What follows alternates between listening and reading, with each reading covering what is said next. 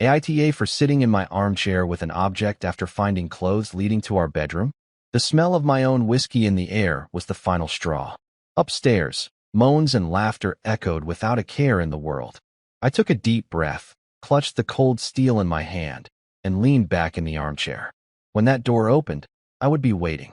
I sat in my favorite armchair with the heavy equalizer in my hand, waiting for the lovers to come downstairs from my bedroom after they finished their intimate activities. I had moved my armchair from my office and placed it at the foot of the stairs, out of the line of sight for anyone coming down until they reached the last step. They were so absorbed in their passion that they heard nothing. I had returned early from a business trip to surprise my wife, Lydia, with a trip to Hawaii. But the surprise was on me when I walked into the house to find a trail of men's and women's clothing strewn across the floor, leading up the stairs to our bedroom, apparently ripped off in a frantic rush to get to the bed as quickly as possible. While I waited, I called my partner, who handled the criminal cases at our law firm, and told him what I found when I got home. I warned him that he would probably need to bail me out of jail later. He told me he would meet me at the police station and asked me not to hurt anyone too badly. I told him I would try to control myself. I picked up Lydia's lover's pants and found his wallet with his ID, credit cards, and pictures of his wife and kids. Then I grabbed his cell phone, which he had left on the coffee table out of habit, I assumed. That told me this wasn't his first time here. I called his home while I waited. I think I wanted company, someone who would understand the pain of betrayal I was feeling. The phone rang 3 times before an extremely angry woman answered. Hello? It's nearly 1 in the morning. Gregory, where the hell are you? You jerk? Yesterday was your daughter's 5th birthday, and you broke her heart. If you do this again, I swear I'm divorcing you. I'm sorry to wake you, Mrs. Nash, I replied. I didn't realize the time. Gregory is otherwise occupied at the moment, so I'll have to pass along your message later. Who is this? And how did you get Greg's phone? She demanded furiously. My name is Russell Kane, and I found his phone lying on my coffee table when I arrived home from a business trip, I answered. Mr. Kane, you wouldn't happen to be Lydia's husband, would you? She's Greg's assistant, she asked. Yes, guilty as charged, unfortunately. And my soon-to-be ex-wife appears to be much more than just an assistant to Greggy boy, I replied. She didn't seem to catch my tone and shot back. I don't care how busy he is. Put him on the phone right now, or tell him not to bother coming home ever again. Oh, Mrs. Nash, I don't think he'll be able to come to the phone anytime soon, much less come home. First, he'll have to wait for the paramedics to finish patching him up after I use this on him for sleeping with my wife in my bedroom, in my bed. I have to say, I'm a little upset with Greggy boy and my soon-to-be ex-wife, I said calmly. What did you say? She screamed. Yes, they're upstairs right now, having fun with what little sense they have left. But I didn't have the heart to go up and interrupt them now, because that would make a mess of my bed. Besides, I'm so furious I might miss and end up hurting them both. So I'm waiting down here because I know Lydia always likes to have a drink after an intense session of intimacy, I explained. Oops, I have to go now. I think I hear footsteps coming down the stairs. If I can, I'll have Greggy boy call you soon, so stay by the phone. At the very least, I'll have Lydia let you know which hospital the ambulance takes him to. No need, she said coldly. I don't want to see or hear his voice ever again. Mrs. Nash, please, think of your children. They will hate you for preventing them from seeing their father while he recovers in the hospital. You don't deserve that. From what I can tell, you're not at fault in any of this, I warned. Neither are you, she sighed. All right, I'll wait for your call then. She hung up. As I waited, my mind drifted over the life Lydia and I had built together. 7 years of marriage, a beautiful house in the suburbs, weekend trips to the lake house. I had given her everything I possibly could. My heart hammered in my chest. A mix of rage and sorrow washed over me with every passing moment. Every memory we shared now seemed tainted. Every, I love you, she told me while I was away on business, now felt like poison in my veins. The betrayal hurt more than any blade could cut. I looked at our wedding photo on the wall. We looked so happy. Had it all been a lie? Did she ever truly love me? My hand tightened on the cold steel as I heard a noise from upstairs. The unyielding metal against my skin was a reminder of the choice I had already made. There would be consequences for them both, not just tonight, but for years to come. I would make sure of that. Lydia, still recovering from Greg's 3rd round of lovemaking that night, thought she heard a noise downstairs. Greg, did you hear that? She asked. Gregory was so busy admiring his own prowess at seducing married assistants that he heard nothing but the sound of his own hand patting himself on the back. No, Lydia, I didn't hear anything. But now that you mention it, it sounded like I heard someone's voice, though it was very muffled. Yeah, I'm not sure what it is, but I think I'm hearing something. Oh, it's probably just the answering machine recording a call from Russ, Lydia replied. What's that idiot doing calling after 1 a.m.? He has no common sense, Greg grumbled. It is so late. Russ never calls after 10 p.m. He doesn't like to wake me up in the middle of the night. It must be an emergency for him to be calling this late, Lydia said, getting up, slipping on her robe, and heading out to check the answering machine for the message. Gregory, considering himself God's gift to women, didn't bother with a robe and just followed Lydia downstairs, completely naked. If nothing else, he would help himself to some of my Glenlivet. He had grown quite fond of my favorite single malt, just as he enjoyed sleeping with my wife. Gregory smirked to himself as he followed Lydia. He had been sleeping with my wife, drinking my premium scotch, and using my bed for months. There was a thrill in taking what belonged to another man, especially a powerful lawyer like Russ. In his mind, Russ was just another straight-laced suit who didn't know how to properly satisfy a woman like Lydia. As the vice president of operations for Meridian Corporation, Gregory was used to getting what he wanted. When Lydia started as his executive assistant 6 months ago, he targeted her immediately. The ring on her finger only made the conquest more appealing. It took some effort, casual touches that lasted a little too long, late nights at the office, compliments on her appearance that crossed the line from professional. But eventually, she gave in. The first time was after hours in his office. Once she crossed that line, the thrill of the forbidden was intoxicating for them both. From there, the affair escalated to hotel encounters and, finally, to the marital bed while I was away. He'll never find out, Gregory assured her countless times. He's too busy to notice. As Lydia reached the bottom of the stairs, she realized something was wrong and stopped so abruptly that Gregory bumped into her, nearly sending them both to the floor. Gregory was about to curse at Lydia for almost tripping him when the living room light suddenly switched on. There, sitting in the armchair less than 6 feet away, was me. Lydia let out a shriek, and all the color drained from Gregory's face as he saw the dark equalizer in my hand, aimed at the two traitors. The blood drained from Greg's face as he stared down the dark barrel pointed at him. His heart hammered in his chest, and he suddenly felt very naked and very vulnerable. This was not how this was supposed to happen. I was supposed to be in Chicago for 2 more days. Russ, it's not what you think, Lydia stammered, but she saw in my eyes that her life was over. Shut up, you stupid traitor, I said calmly to Lydia. She collapsed to the floor as I turned to Greggy boy. Well, at least I won't have to buy a new robe. I suppose I should thank you for that.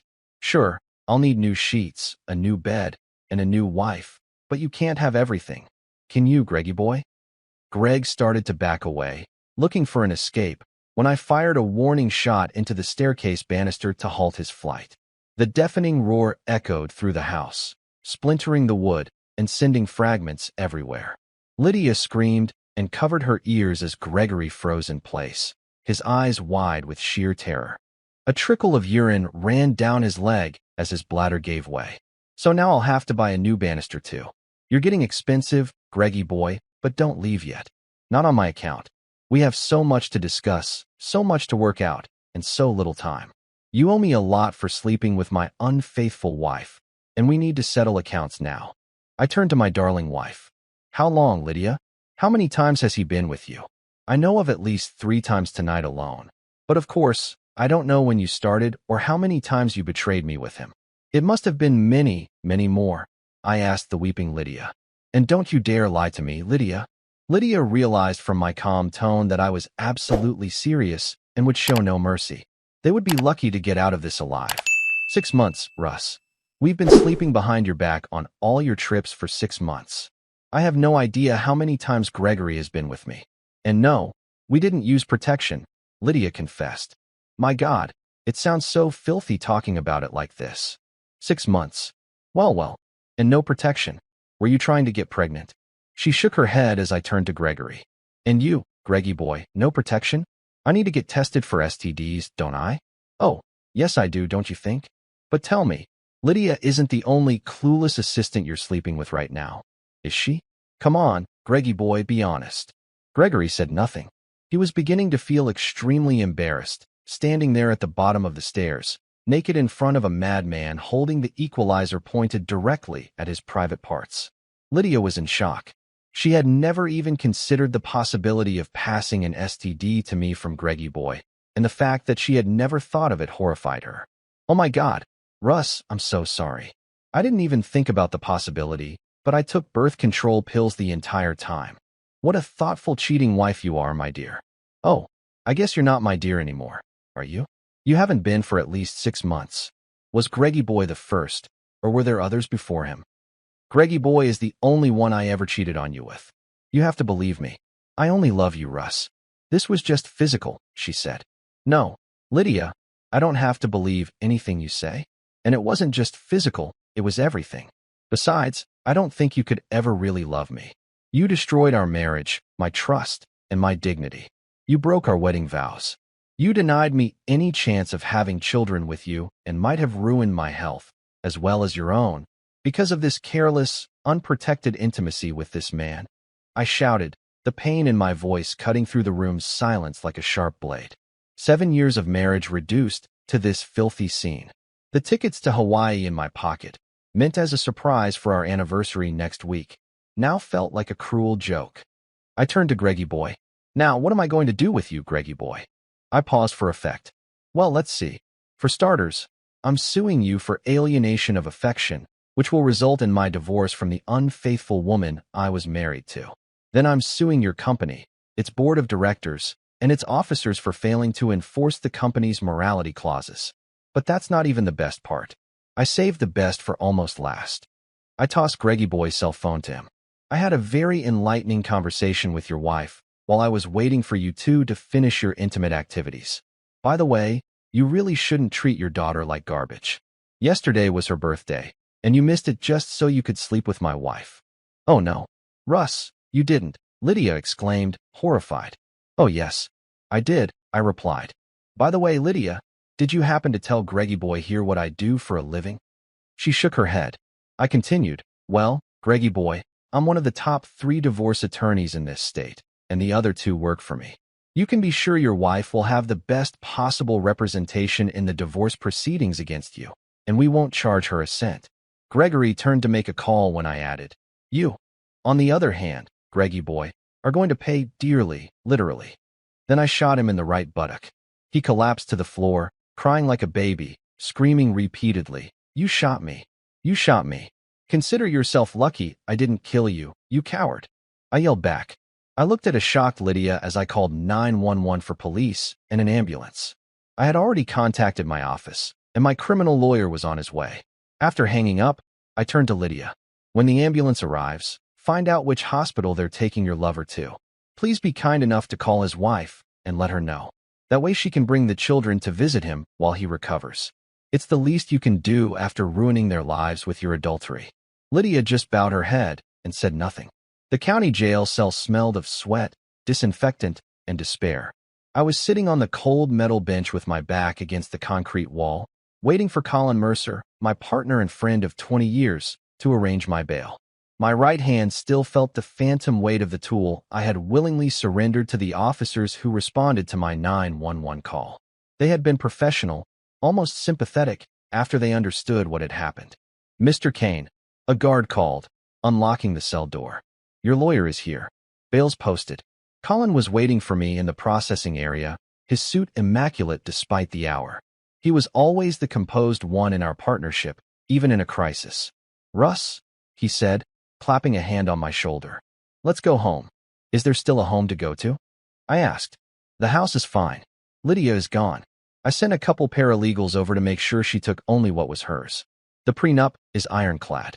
You know that better than anyone, since you're the one who wrote it. In the car, Colin filled me in on what happened after they took me away.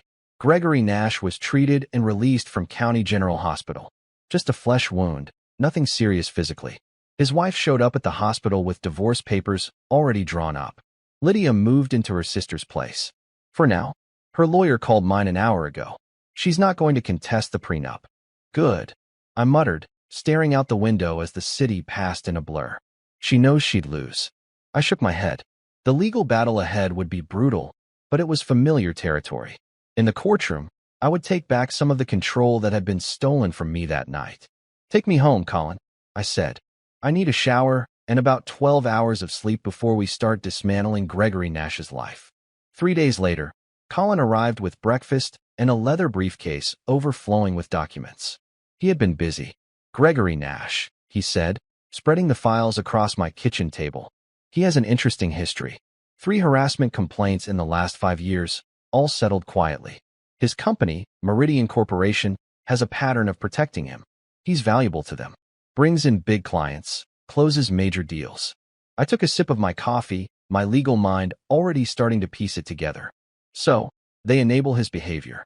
"Exactly. And it gets better. Mrs. Nash, Marissa, came to our office this morning. She wants to burn it all down. It seems Gregory has been playing this game for years. She has names, dates, text messages. She's willing to testify. More than willing, she's eager. She's already filed for full custody of the children, citing immoral conduct and parental unfitness. The birthday episode was the last straw." I shook my head, feeling a strange kinship with Marissa Nash. We were both betrayed by the people we trusted most. "Lydia?" I asked, the name still bitter in my mouth. "She's hired Valerie Cross." I raised an eyebrow.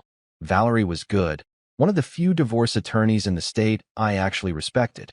"Smart choice." Valerie called this morning. "Lydia isn't fighting anything. She's waiving any claim to the house, the investments, everything not explicitly guaranteed to her in the prenup.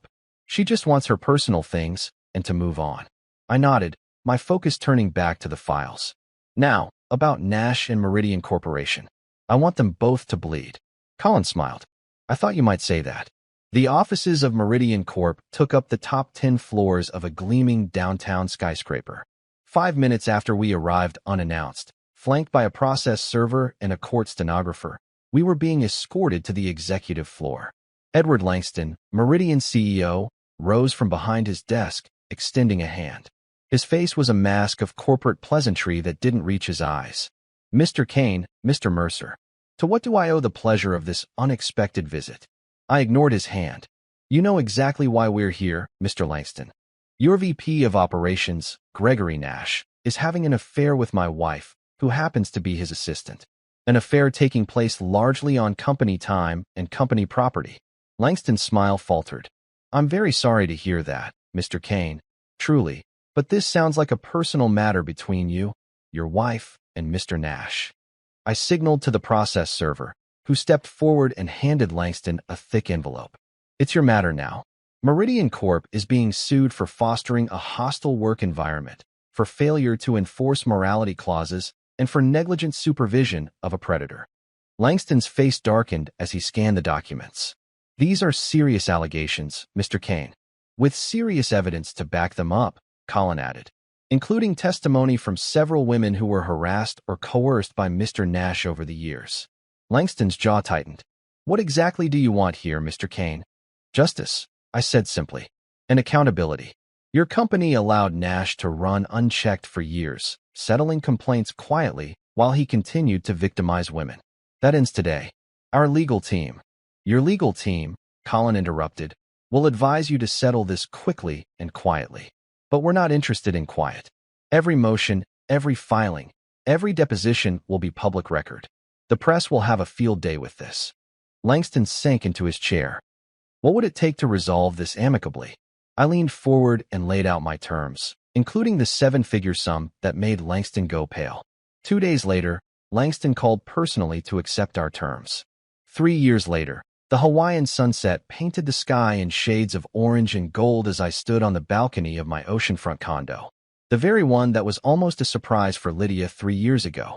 I kept the reservation, postponed it 3 years, and finally decided to take the trip alone. My cell phone buzzed with a text message. Marissa Holt. She had gone back to her maiden name. Passed the bar exam. Celebrating with the kids tonight. Thanks for everything, Russ. I smiled and texted back my congratulations. Marissa had indeed become a formidable attorney. She clerked at our firm through law school and accepted a position in our family law division upon graduation. Her personal experience made her uniquely effective with clients dealing with the wreckage of betrayal. Gregory Nash's story took a darker turn. After being fired from Meridian, he struggled to find comparable employment. The scandal made him toxic in the corporate world. Last I heard, he was selling used cars in another state, living in a small apartment, and paying alimony and child support that consumed most of his income. And Lydia? I rarely thought of her. She moved to the West Coast shortly after the divorce. I heard through mutual acquaintances that she had rebuilt her life. New job, new friends. She never remarried. Neither had I. My phone rang. It was Colin Mercer, my partner, and the man who had stood by me through the darkest of days. Russ, he said when I answered. Sorry to bother you on vacation, but I thought you'd want a heads up. Lydia called the office today. She's back in town, staying at her sister's again. She asked if you'd be willing to meet with her. I felt a momentary tightening in my chest, but it passed quickly. What did you tell her? That you're out of the country and unavailable? I figured you didn't need that headache. I looked out at the darkening ocean. You did the right thing. Whatever she has to say, it's too little, too late. Figured as much. Colin paused. But there's something else. She's sick, Russ. Cancer. Advanced stage. The news hit me with an unexpected force. Despite everything, despite the betrayal and the pain she caused, I couldn't find any satisfaction in her suffering. How bad? I asked. Terminal. According to her sister. Months, not years. I closed my eyes, letting the information sink in. When I opened them again, the first stars were beginning to appear in the Hawaiian sky. I'll call her when I get back, I said finally, promising nothing more than that. After I hung up, I stood there for a long time, watching the waves.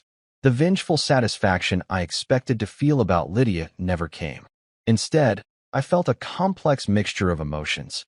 Residual anger, certainly, but also a strange sense of peace. Sometimes the most painful endings lead to the most necessary beginnings. I didn't want this path, didn't choose it.